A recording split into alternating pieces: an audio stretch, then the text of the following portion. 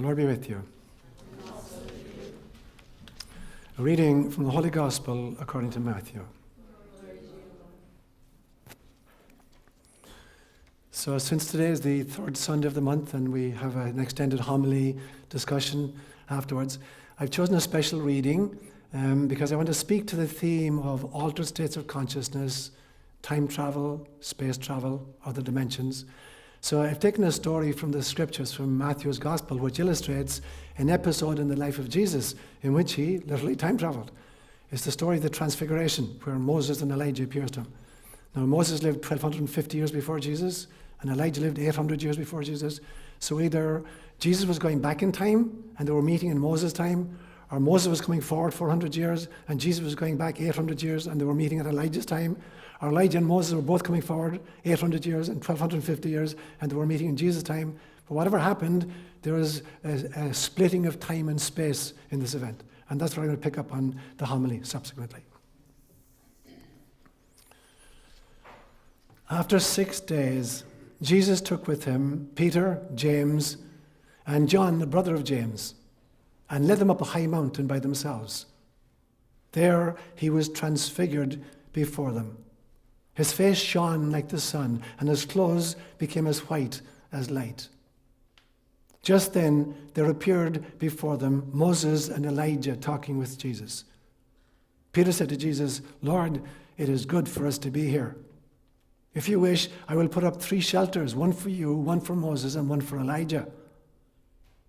While he was still speaking, a bright cloud covered them, and a voice from the cloud said, "This is my son, whom I love. With him I am well pleased. Listen to him." When the disciples heard this, they fell face down to the ground, terrified. But Jesus came and touched them. "Get up," he said. "Do not be afraid." When they looked up, they saw nobody except Jesus. As they were coming down the mountain, Jesus instructed them, "Don't tell anyone what you have seen until the Son of Man is raised from the dead." The disciples asked him, "Why then do the teachers of the law say that Elijah must come before the Mashiach appears?" Jesus replied, "To be sure, Elijah comes and will restore all things. But I tell you, Elijah has already come, and they did not recognize him, but have done to him everything they wished. In the same way, the Son of Man is going to suffer at their hands." Then the disciples understood that he was talking to them about John the Baptist. A gospel inspired by God.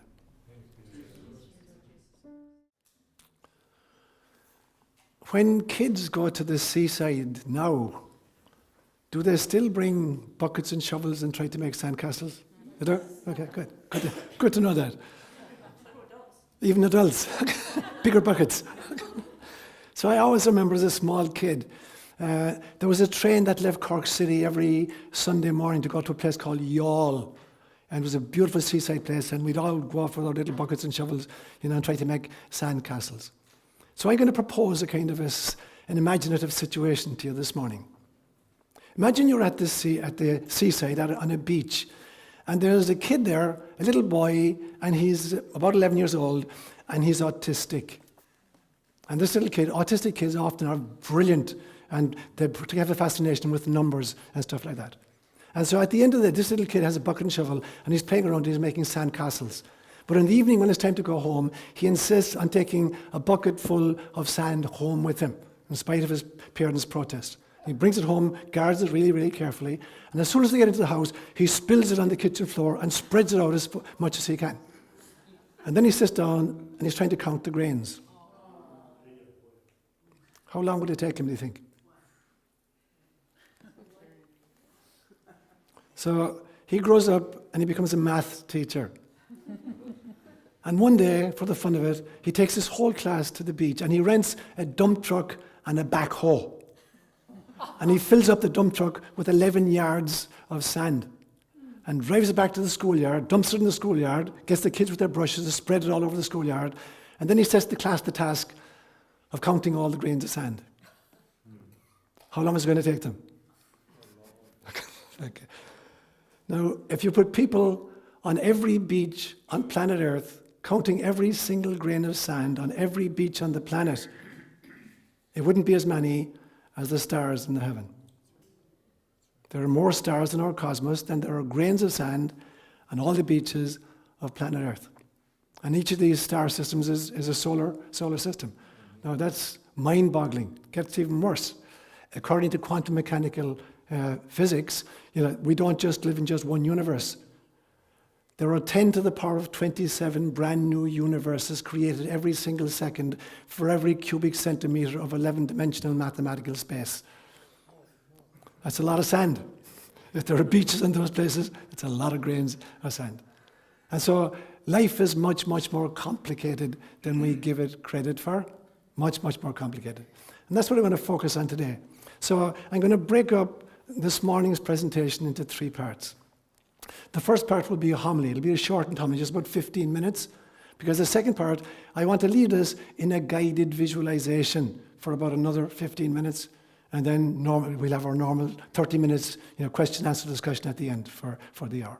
And so the first part is again the presentation, the homily section. I'll make just 3 main points in the homily this morning. It'll just take maybe 15 minutes. I want to talk about time and space, firstly. And then I want to talk about dreaming as a multitasking endeavor. That's the second piece I'm going to talk about. And then finally, I'm going to talk about parallel lives and parallel universes. So there are the 3 points I'll make in the homily. So let's start with time and space. The most famous formula, obviously, of the 20th century was Einstein's E equals mc squared. Energy is equal to mass multiplied by the speed of light squared. But there are some real conundrums that come out of this equation. Because as an object moves faster and faster and faster and begins to approach the speed of light, time slows down and distance shrinks. So if you could achieve the speed of light, time would stop completely and space would come down to just a single grain of sand. That would be the size of it. Now, what would that actually look like? So let's look at some figures. Imagine you had twins, identical twins, and they're 40 years of age. And one guy decides to become an astronaut, and the other is a landlubber. And so one guy goes off in a spacecraft that's traveling at 98% of the speed of light. And he goes off 6 months out and 6 months back. He comes back, he's 41, and his identical twin is 42. Now, if he could speed up the aircraft and go at 99% of the speed of light, when he comes back and he's traveling 6 months out, 6 months back, when he comes back, he's 41, and his brother is 47. If he could travel at 99 I put 9 nines after the decimal point, if he could travel at 99.9999999% of the speed of light, and he traveled for 6 months out and 6 months back, he'd be 41, and his brother would be 22,400 years of age. Okay. So it gets really, really, really complicated as you move. And so time is shrinking down to 0, which means at the speed of light, time doesn't really exist. The past, the present, and the future are just the now. And the infinity of space is down to literally a single grain of sand. So literally there is only the here and the now when you travel at the speed of light. Now, is it possible? It is possible. We do it all the time.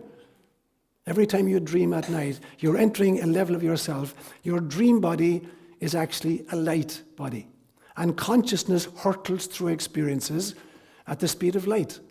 And so in this state of mind, I had a dream, for instance, last year that took place in my childhood bedroom in 1957, where I shared the bedroom with 2 of my brothers, bunk beds, and I'm trying to rearrange the furniture to optimize the floor space. So I've traveled back 57 years and 6,000 miles to the east in the blink of an eye.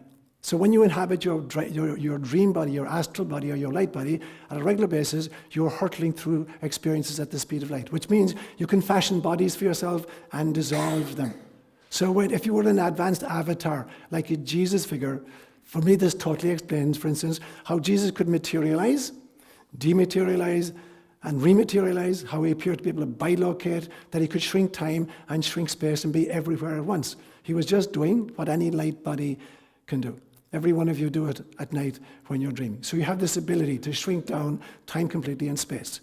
And I just got this idea this morning as I was thinking about this, that in some senses, what we regard as the Big Bang that brought this universe into being, whatever created it Must have been traveling at the speed of light because it shrank everything down to no time and no space. But whatever happened at the Big Bang, this object has slowed down. And because it's going slower now, we've developed space and we've developed time. But if we were still traveling at the speed of light, we would not be living in an expanding universe. There would be no time and there would be no space. So something slowed it down. Whatever happened at the Big Bang, it slowed down enough to create the universe that we experience and the time that we experience. But when we travel at the speed of light, those things don't apply. That's the first point I want to make. So what happens then when we're dreaming at night? So dreaming has many, many, many functions. I call it multitasking while you sleep. We're doing many, many, many things in the dream state. So the first thing we do is we rehash the debris of the day. So we revisit the kind of the stuff that happened to us during the day. And these are the dreams that are just, annoying. They're going around in circles. They're not particularly fun. And you wake up in the morning, you're kind of drained because of the debris you've been reshuffling in the dream state. That's one function of dreams. A second function of dreams is where you're dealing with important stuff from your own personal unconscious perspective. So what you're doing in your waking consciousness, your unconsciousness has a viewpoint about it as well. And it presents the alternative viewpoint in symbolic language. So it's not the language of syntax and logic, it's the language of symbol and signs. But it presents an alternative viewpoint. It's almost as if, imagine a submarine, that's surfacing and it puts its periscope up and it's looking around above the surface of the water. That's what consciousness is like. The vast bulk of the power of the system is under the water. It is the submarine. That's where all the power lies. But occasionally, it needs another perspective. It sends up a periscope and it looks at what's over the waterline. Now, that's consciousness, that tiny bit of consciousness, and this bulk of the stuff is the unconscious. But they have to communicate with each other in order to give two perspectives. Or it's like an example that Carl Jung used one time. It's like a horse and a rider. The rider provides direction to the horse, but the horse contains all of the power. So all the power of the journey resides in the horse, the unconscious. And sometimes it has a will of its own. But occasionally the rider is able to direct what it wants the horse to do. But the horse is much more powerful than the rider. So that's some of the dreams are dealing with unconscious material from your own personal unconscious to give you a complementary perspective on important stuff you're dealing with in waking consciousness. A third function of dreaming is that occasionally material will come up from the collective unconscious. These are great big dreams that are filled with archetypal symbology. And these are the dreams they're not just for you, they're maybe for your family or for your culture, depending on what role you play in society. If you're a shaman, you're going to be dreaming for the entire tribe. So these are the great dreams that come up occasionally. Often they're in colour, and they're the kinds of dreams that 15 years later you can still remember them in detail. So that's a third function of dreaming, to provide leadership for an entire group through the dreamer. A fourth function of dreaming, I believe, is that it is the normal way in which God speaks to us. A powerful book that I read years and years ago called Dreams, God's Forgotten Language.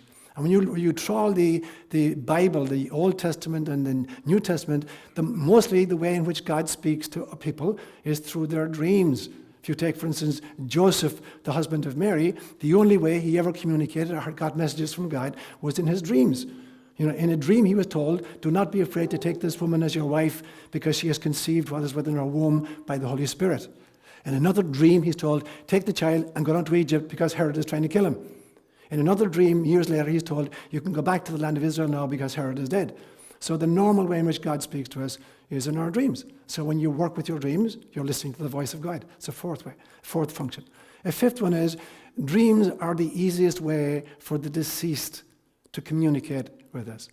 Because in the dream state, you've moved to level 3 of your body. The first level of the body is this gross physical thing that's vibrating between infrared and ultraviolet, between 400 and 700 nanometers. It's dense and it could be seen and touched.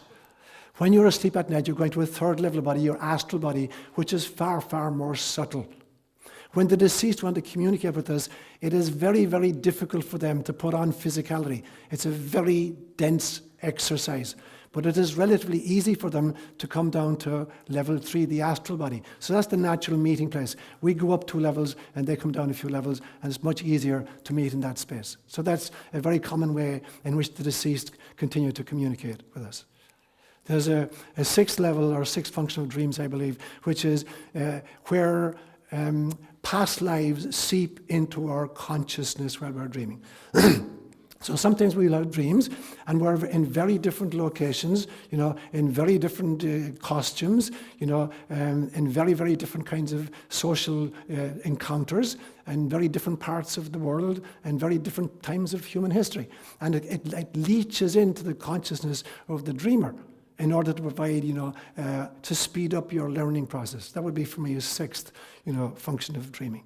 And the one I want to focus on today would be, I think that dreams are the way in which parallel simultaneous lifetimes are leaching and bleeding and informing and cross-fertilizing each other. Because I'm totally convinced, and I'll make that case in a few moments, that we are living in parallel lifetimes simultaneously in order to speed up our learning. Because if we're operating at the speed of light, there isn't time and there isn't space, which will bring me now to my third point. So what happens then when you talk of the notion of parallel universes or parallel lifetimes? The American physicist who came up with this idea originally was a guy called Hugh Everett III. And he was a student of one of the most famous of all American physicists, a guy called John Wheeler. But Hugh Everett III came up with this notion of parallel universes. And he was laughed out of court so badly that he got out of the field completely, became a very embittered individual, went into industry instead, and never went back into research. Years and years later, this was taken up, and people began to believe, there's a lot of truth in this. So badly was Hugh Everett III embittered that in his will he gave instructions to his wife that when he died, he was to be cremated, and his ashes were to be thrown out with the garbage. Now, she held on to his ashes for 3 or 4 years, and then finally she agreed. She fulfilled his final injunction, and she threw his ashes out into the garbage. That's how disillusioned he'd become because of the reception his ideas got. But if it is true, and if there are 10 to the power of 27 brand new universes created every single second for every cubic centimeter of 11-dimensional mathematical space, it means there are more than enough universes to go around to afford every single individual the opportunity of living in parallel lifetimes right now. If time doesn't exist, then past lives and future lives actually are all happening in the eternal now. Now, I believe that in each of these parallel existences, there is a different ego orchestrating the experience, but it's the same soul in charge of all of the parallel experiences. And I've used this kind of metaphor for you in the past. Imagine I were to put on a movie day in the Bay Area, and I want to show 10 of Seán Penn's movies simultaneously. And I prevail upon 10 different movie theatres to put on a different movie starring Seán Penn, beginning at 10 o'clock on Sunday morning. So in one of these movies, he's playing the part, it's a movie called Dead Man Walking, in which he's this vicious criminal. Another one is called I Am Sam, where he sees a mentally retarded adult who's raising a very bright little 7-year-old child. And he's a beautiful, beautiful, beautiful character. Now, as Sam in that movie, Sam has no idea of a character playing, this vicious villain in the other one, nor does he know about Sam. But Seán Penn, the actor, is aware that he's playing all those roles simultaneously in these movie theatres right now. So the soul orchestrating all of these simultaneous parallel lives is totally aware of all the lives it's playing in. But the ego in each one of them, the character in each one of them, has no understanding and no ability to understand that he's also or she's also playing all of these other roles. So in our dreams at night, sometimes these systems, bleed into each other or cross-fertilize with each other. So we're speeding up our learning process. Now, the whole point of it is this then. I believe then that for you, today, there is a universe or a parallel lifetime in which you, and I'm not joking, are about to be elected President of the United States of America. There's a parallel universe in which you, and I'm not joking, are just about to be elected the Pope. So for the second half of the presentation this morning, I want to lead us in a guided visualization and see if you could experience what would it be like if you were just being elected President of the United States of America. And the second part of the guided visualization, what if you were being elected the Pope of Rome? So I'm going to invite us now to kind of find a comfortable position. And if you feel comfortable, just close your eyes. Just take a few deep breaths Breathe in deeply at your own pace. And I want you to realize that breath is the interface between spirit and matter. In many, many languages, a single word does triple duty. It means breath, it means life, and it means spirit. So in Hebrew, they use the word ruach, meaning breath, life, spirit. The Greeks use the word pneuma. In Swahili, we use the word pepo. And it even sneaks into English as inspiration and expiration. To inspire literally means to take spirit in, or to breathe in, or to be alive. And to expire means to let go of spirit, or to breathe out, or to die. And so breath literally is the interface between our physical beings and our metaphysical essence. So as you're breathing in, I want you just to visualize the following scene. You're in a beautiful forest on a sunny day, walking along a little pathway. And great shafts of golden light, are spearing the tall trees and dappling the forest floor. And you reach out and you touch the bark of these trees. And I wonder whether it's kind of the rough bark of a redwood or the smooth bark of a madrona. And in the treetops you can hear birds singing. And in the underbrush you hear little critters rushing about. And you can smell the fragrance of the forest flora. And you feel really at peace. You're strong and healthy and vibrant and excited to be alive. And the little pathway meanders through the forest, and then you notice it begins to climb. And pretty soon, after about an hour, you're out of the tree line, and all around you are just shrubs and grasses. And you keep ascending, and you're really, really fit. It's not a problem for you. And finally, you get above even the shrub line, and there's just rocks and stones. And you notice that the sun is setting behind you. And as you look ahead, a great yellow harvest moon is beginning to pull itself off the eastern horizon, following the departed sun. And now you notice there's a sprinkling of snow on the ground. And as you climb higher, it gets deeper and you hear it crunching under your feet. And the moon is casting this mystical glaze, sheen on the snow. And you reach a ledge on this mountainside and you walk along the ledge. And you see a great cave opening, and you step inside, and it is warm and dry. And at the back of the cave, you see somebody sitting by a fire, tending a fire. And there's an animal skin spread on the ground at your side, and this mentor figure of yours invites you to come and take a seat.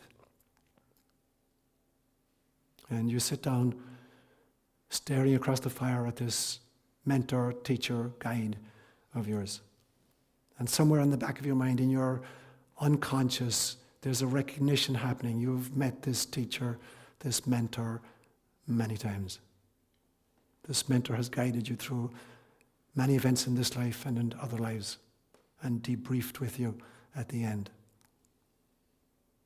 And the mentor takes some powder from a pouch and throws it into the flames. And there's a very interesting aroma that immediately produces an altered state of consciousness in you. Time dissolves and place changes. And all of a sudden you realize that you have just been elected President of the United States of America. I want you to ponder a few questions.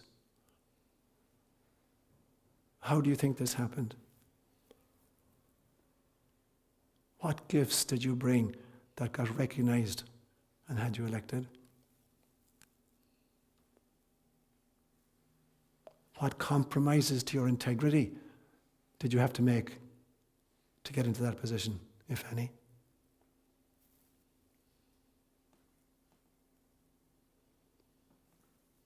What are you going to do now? Will you have to make other compromises?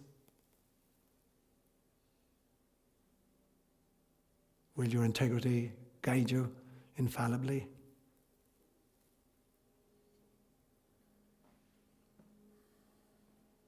What will happen to the world because you are the president?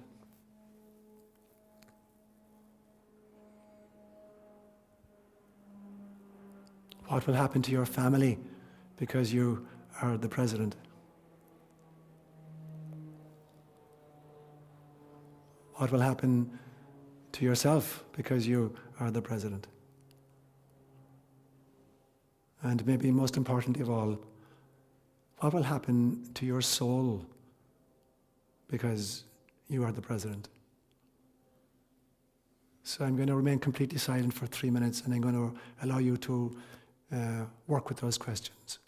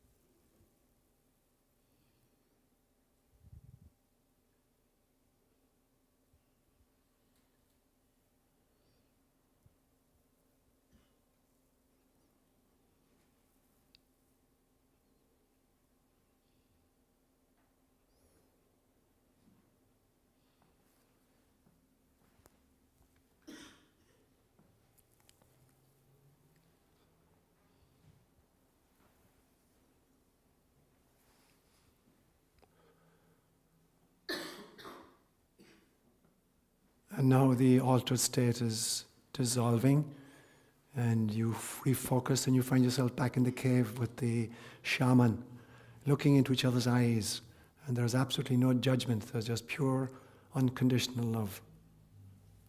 But the shaman takes some more powder and casts it on the fire, and once more, as you inhale, you shift your state of consciousness. And now you're in a universe in which you have just been elected as the next Pope in Rome.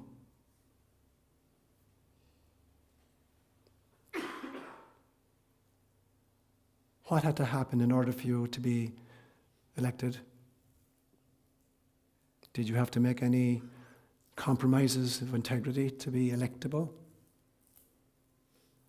What gifts did you bring that made you popular?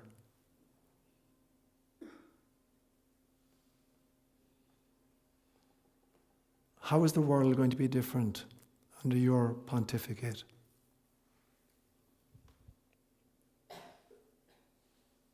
Are you going to have to make compromises going forward? What is the reaction of your family?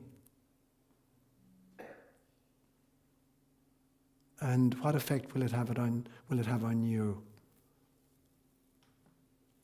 And most importantly, what effect will it have on your soul?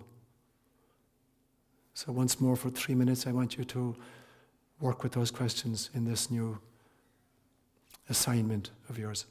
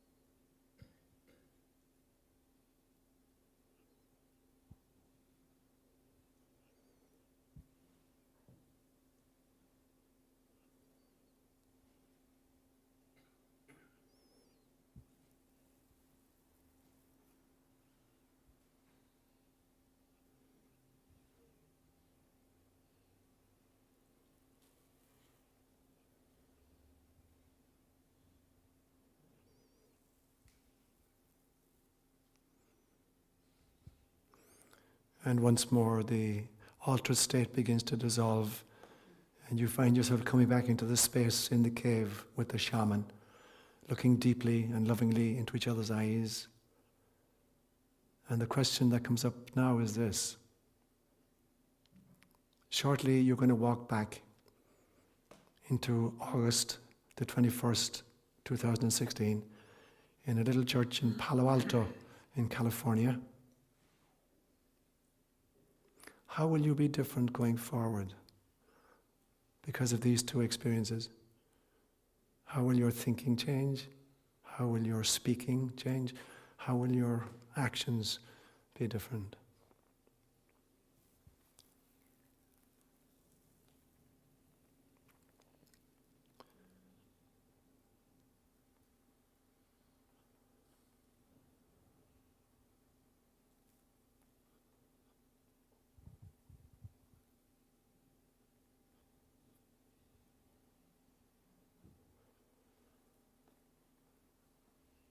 And when you're ready, I want you to take leave of your shaman, mentor, teacher, guide. Come back out of the cave onto the ledge, crunching your way down through the snow, into the rocks, and then the shrubs, and then the trees, along the sunlit pathway, listening to the birds and smelling the forest flora, until you walk your way back to 786 Channing Avenue at 10:30 a.m. on August the 21st, 2016. And when it feels good to you, I want you just to open your eyes and come back into this space.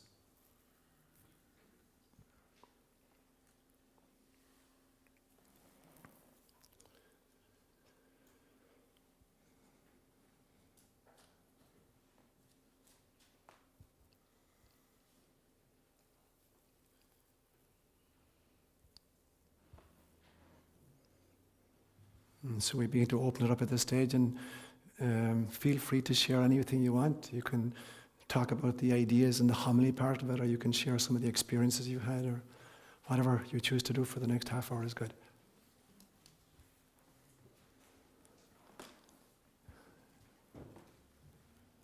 You understand? How long does it take for somebody to count all the grains of sand on all the beaches of the world? Depends how good they are at counting.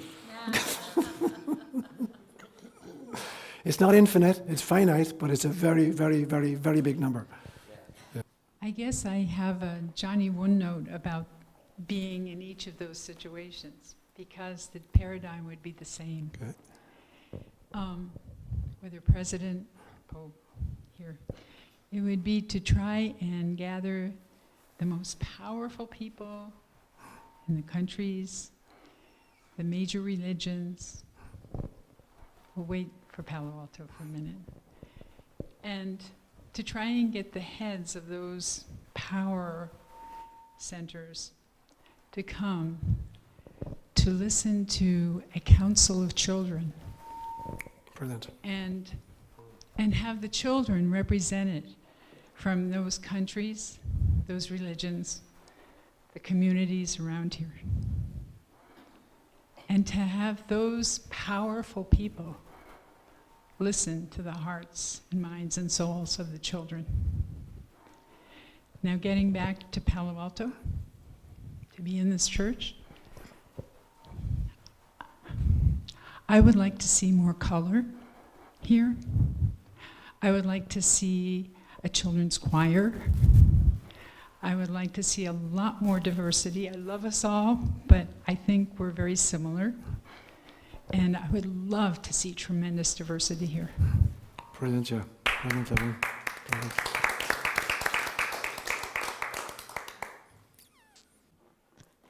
I had the experience of being the first female pope. Okay.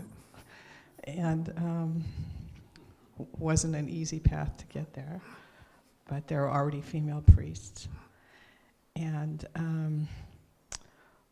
one of the things that I wanted to do was really have all religions connect and be tolerant of each other, and incorporate their religions into each other.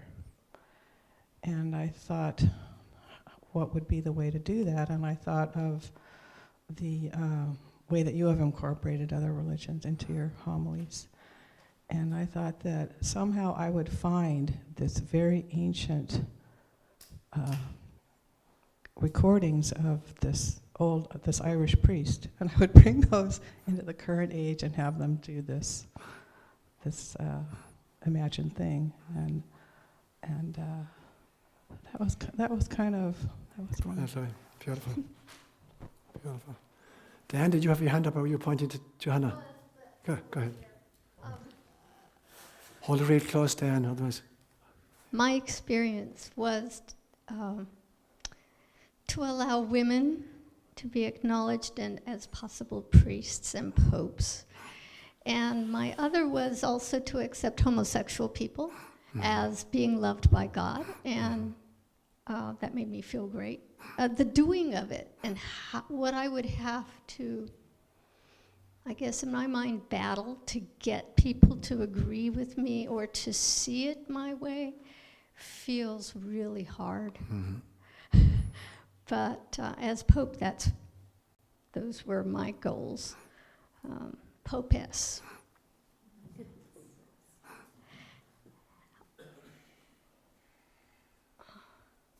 as president, I spent a lot of my time saying to myself, I really don't want this job.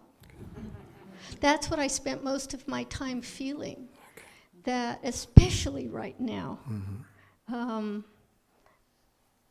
And maintaining my integrity would be so hard, because I would want to do the right thing, and I would want, as I saw it, and it would seem to be that I'd have to give a piece of it away here and there in order to get what I thought was right, but I'd have to give up something also. I'm going to stop there. That's brilliant. Brilliant, Anne. Thanks a million. Susie? I felt the same way as Diane, and but the first thing I thought was that I would have to make a lot of changes in myself first. And I think one of the biggest things would be to have the courage to confront these, or not confront, but to do the right thing, regardless of what the risk would be to me. Brilliant, Susie. Brilliant. Jean, and then over here. Jean Ramasiati here. And then Dave. So I felt similarly to Diane and Susie. I felt the same way in both positions. Like I realized that I had compassionate desires for the rest of the world or the rest of the religions, but I was stuck because of the people that were surrounding me. So I was trying to figure out how to replace the people that were in my inner circle, because even though I had high thinking desires for the world or for the United States, it's like, how do I get those past these levels of processes? So I was pretty discouraged, but I prayed and hoped for direction. Brilliant, Jean. Thanks a million. Dave. So I sort of Dave. rejected the entire notion of leaving the cave, Okay. and really thought, Okay. what's the point? I followed the path, found, maybe given up individuality. Would I be a bodhisattva, turn myself back from it, or Jesus, disassociating with God, or stay there? And what's the impact on my family of staying there? But the idea of solving a little political problem or a little religious problem in a grain of sand seemed far less significant than just staying in the cave. That's beautiful, Dave. Beautiful. Brilliant. Chris Miller. And then Evelyn. So becoming the president, I go back to 6th grade when I told Gary, my schoolmate who sat in front of me, Gary, I'm going to become the first woman president. And he turned around and he looked at me and he laughed and he said something very disparaging, which I will not repeat. Good. But it was funny because once I got to the presidency, I realized I didn't want the job at all. At all. And that it was more of a job of power than compassion. And then when I became Pope, and I'm not even Catholic, that job was fabulous. And I loved that job. Interesting. Okay. And the reason why I loved that job was because I turned every church into a homeless shelter. And Rome became a place where all the Syrian refugees could come. I opened the doors of Rome, and it completely transformed it. Much like and I also espouse the program that's going on in Canada now, which is Canadian folks, this was written up in the New York Times about 3-4 weeks ago, can group together as families and put forth money and go to their government, 5 or 6 or 7 or 8 families, and go to their government and say, we will sponsor a Syrian family. We will sponsor them, and we will spend a year and $30,000 or $40,000, and we will relocate them as Canadian citizens. And they're doing that. That's brilliant. And my neighbor up the hill who is Canadian, I shared that with him, Chris, and he said, my family did that and we were part of a community that allowed Vietnamese refugees to come over.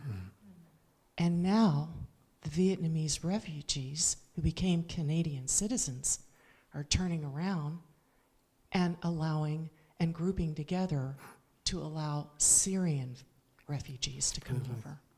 So they're continuing this program. Brilliant. And I thought, what a lovely model. In Canada, they have the land to do it, and they have the resources, and they have the willingness, because the Canadian mentality is if you don't band together and you go out on a snowy night, you could be lost forever, right? So you have to band together as a community, and there isn't this kind of a Lone Ranger mentality that a lot of us in the U.S. have.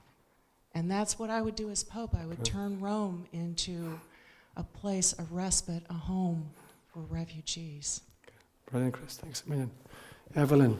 So. On that, all I Okay. want to say is that Canada is also teaching them English. Okay. I mean, what a smart thing to do. Yes. Why can't we do that? Right. Evelyn, and then George. Well, to be president, I never dream about because it's not something I wish to be. But it's a lot of work, and when you look at the pictures of a president before, they look young, dark or blonde, and just 2 years, give them 2 years, and they are looking like old men. I mean, you really want to do the job, it's going to kill you. And and so what we do is try to change the system, or shoot the next person because he doesn't belong to the same system. In fact, there is nothing wrong with system. We are good. It's the people. The people are not good, and that there's no president who can change it, and certainly not me. And to be Pope, I have only 2 things to say. Just preach for forgiveness and just love each other, as Christ said. And that's a lot already. But people are not meant to forgive. You just look around. Why do they kill? Why do they do all that?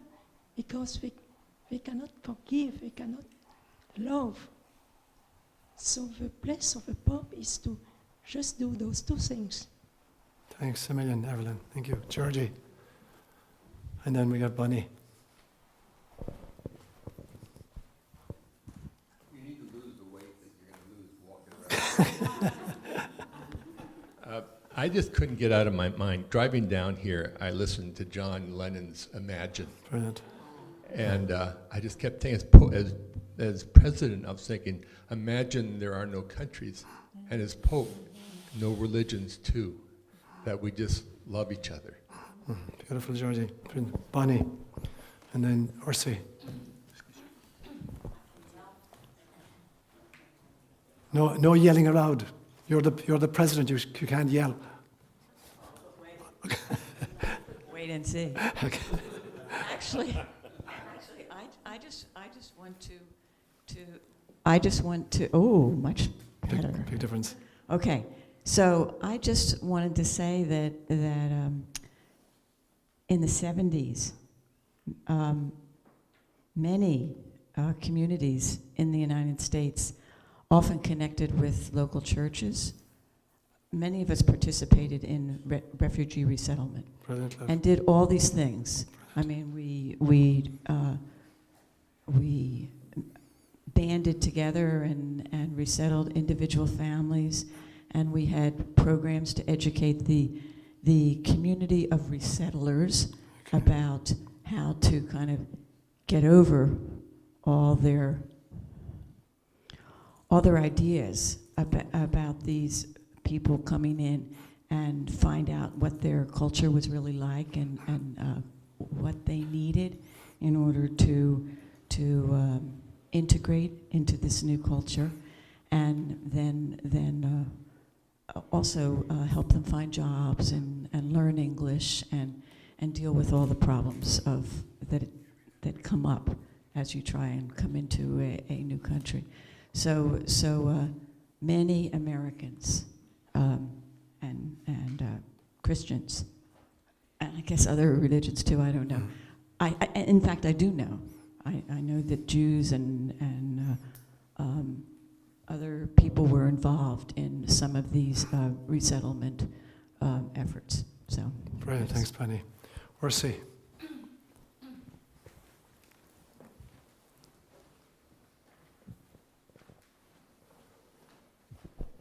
I would just have a quick question. You said that there are parallel lives of ours, so Yes. shouldn't there be a way that we could change it? For me it all felt so heavy. So I was wondering, shouldn't we have the possibility to do something to change things there? And that's what I would like Yeah, to absolutely, ask you. totally. And that's why I ended the imaginative exercise with saying, how are you going to be different now in this, in Palo Alto on August 21st, 2016. So if you, from what you've imagined as being a pope or a president, what you would need to do and the issues you'd have to contend with, you live in a world with many of those issues present right now. And the question is, how can you change your thinking, your speaking and your acting right now? Because you can create heaven and earth. I mean, I love what Dave said about, you don't want to leave the cave. Because when you have unity consciousness and you're at home with source, there is no discrimination, there's no prejudice, there's no anger whatsoever. So can you bring that back down with you from that exercise into this present lifetime and begin to dissolve whatever prejudices you might have? And often our prejudices are unconscious, we're not even aware of the prejudices we do have.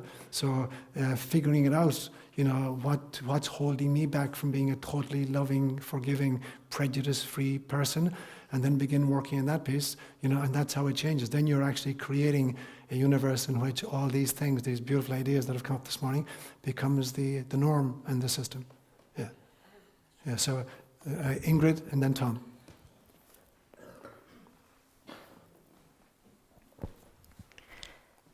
The night that George Bush got elected our president, I had such a sense of doom. And I was with some of my friends, we were watching the results, and I just said, oh my God, we're gonna have to become our own presidents in our own self-awareness, to claim our own inner authority, that we don't realize how great our influence is on each other and just how we conduct our lives and our thought forms we put out there. So that was one epiphany about just being a president. I've always been interested in the concept, I'm not sure if I'm pronouncing this German word right, the doppelganger. That's Doppelganger, is it? Yeah, it's sort of like a duplicate soul you have out there, identical to you, and that's always been interesting to me. Right. And Tom Moore's work, he channels in information. He says there's 12 different timelines where our particular incarnation is playing out all different possibilities. And I really do like Bashar's work, how he talks about the timeless now, that the past, present, and future, it's all playing out in a hologram, and it's all perfect. Absolutely. Thanks, Ingrid. Tom, where's Tom? And then I think Margaret, did you want to say something? And then, yeah. So no, let's go in this order first. Tom, go ahead. Yeah, I think I sort of finessed much of the exercise. To make life as simple as possible, you have two choices. You choose love or you choose fear. If you're a person who can understand that, and I'm not sure I can, but if I choose love, let's say St. Francis chose love, then when you talk about being elected, other people are going to have to like what you believe and believe what you believe. So I'm not going to be elected president or pope unless there's a vast number of people out there who are believing in love. Perhaps better than I understand love, but they're on my wavelength. And therefore, I would not be in a position of having to change a lot of people's minds. Unfortunately, trying to change other people's minds, you can pray for them, but if you try to do it any other way, you're really attacking them. And if you're going to attack them, I'm sorry, that is not love. So, okay, if I wind up being president or pope, then the world is a very different place. Or I imagine it to be a very different place, and they imagine it to be a very different place than it is right now. And then I can be a leader or a spokesman for people who want what I want. And I, therefore, don't see much problem. You know, I just don't, you know, okay, I won't be in that place. I can't imagine a world where I would be in that place unless it was a world that respected love. So it's a fairly, it's an easy exercise. Okay. Because I don't have an awful lot I have to do other than to say what I believe, because all the other people, or enough to get me elected, already believe that. That's brilliant, Tom, and that's at the risk of being beating a dead horse. That's exactly why the third part of the exercise was about how can you change your life right now?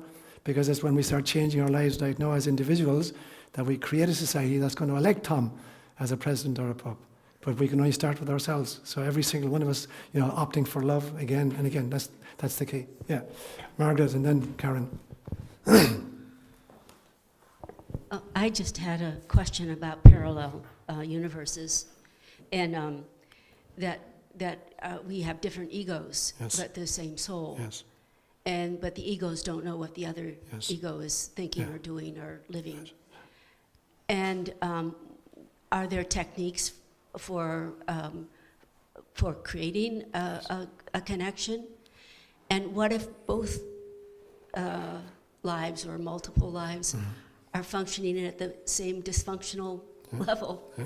Then what do we have to say to one another? Absolutely right. So, you know, wavelengths will either amplify each other or cancel each other out. So I remember in my first physics class in college at one stage, the physics professor offering this example. He said 3 friends go out in 3 little rowing boats, you know, and they're going to fishing on a lake. And one guy decides he's going to take a nap after 3 hours fishing. And he lies down on his boat. He says, guys, when it comes to in an hour's time, I want you to wake me up, you know, by rocking your boat. And the waves will ripple out and they'll rock my boat and it'll wake me up. So they're spread out over the lake. And the middle guy, you know, it's time to go to sleep. He lies down to go to sleep. And an hour passes and his friend on one side starts rocking his boat to try and wake him up. The guy on the other side, who was very, very bright, he's a physicist, he rocks his boat out his sink. So the troughs are meeting the crests, so they cancel out. So by the time they reach the middle boat, there's no movement whatsoever. So waves either amplify each other if they're coherent, or they cancel each other out if they're totally opposite. So you're right, if you get a whole lot of people with a negative mindset operating together, it amplifies the negativity in the group. If you get people working against that, you can cancel it out. If you get people operating out of love, then you get a huge wave, you know, amplitude of your lake. To answer your first part of the question, are there techniques whereby you can cross-fertilize the learning from one parallel life to the other? There are. And as I said, you know, earlier, dreams are the kind of the natural way in which that happens. So if you start working with your dream and you begin taking it seriously, you're actually getting a feed through, you know, a leaching effect from one parallel life to the other. Meditation does that, because meditation is taking you back to the level of the soul. And at the level of the soul, you have, you know, you're conversant with all of the egos and all of the experiences that they're having. So if you can manage to elevate your consciousness to your soul self, or your essence, your ipso facto, you're drawing all of that learning into one place. And that then is reinforming the individual egos and their tasks. Karen was next, I think. I hope I'm not being too repetitive here. I think that people enter roles of being president or pope because they are perceived as bridge builders in some way. Because I think that's just, maybe it's a little Pollyanna, but I think that's deep down what everybody would like, is some sort of unity. And the outstanding features of that, for me, are, as Diane and Susan were saying, have to do with understanding, they have to do with personal integrity, and they have to do with courage. And the other part of that that seems, so as I imagined myself in those jobs, ministries, what I could see, or what kept coming back to me, is this is just like my life, but way more complicated. So it's not as though it's different to be in that place, other than for the incredible complexity of it, but I'm being asked to be that same person in my daily life. And so so those are the things, because, we're just, I guess it's just like the tide coming in, it comes in a little bit and it goes back, and it comes in a little bit and it goes back. And so the piece of that for both the Pope and the President would have to be, I think, some sense of, I am making a contribution. I am not necessarily going to see this to the end. It's not going to maybe happen in my administration. It's just, I am bringing the light that I can bring to this situation, and hope that, it catches fire with more people. And it's humbling in that way, because these are such positions of power. But it gives, and it's hard to work that, because you're working so hard, you want to see something, you want to see a result. But I think that's just maybe not the way it is, that we just do that. And as far as, I was laughing at Johannes being the first woman pope, I had that same experience. It's like, the first thing I had to do was get rid of all the fancy clothes, Yours or his? All of them. Okay. Get back to basics here about what we're dealing with. Great. So we need to hold it there, because we got a community meeting immediately afterwards. So I really, really thank you for putting so much energy and love and creativity into that exercise. Thanks a million. So before we continue with our Eucharist, let's exchange a sign of peace with each other.